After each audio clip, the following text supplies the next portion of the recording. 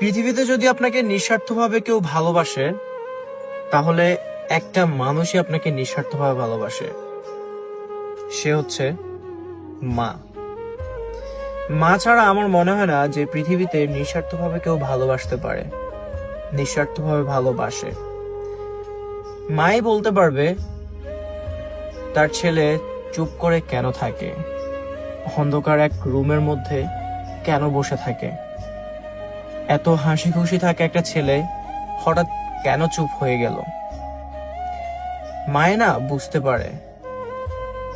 আর এই মাকে না কখনো মুখ খুলে বলা হয় না যে মা আপনাকে ভালোবাসি।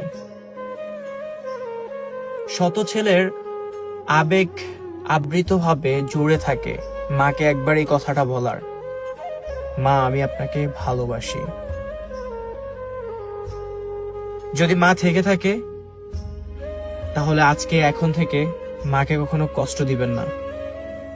আর যদি না থেকে থাকে তাহলে সেই মায়ের জন্য প্রতিটি নামাজে দোয়া করুন, আল্লাহ রাব্বুল আলামিন যাতে বেহেশত নসিব দান করে। মায়ের বিকল্পে অন্য কোনো মানুষ হতে পারে না, মায়ের ভালোবাসার বিকল্প কিছুই হতে পারে না। অনেক ভালোবাসা মা, অনেক ভালোবাসি আপনাকে।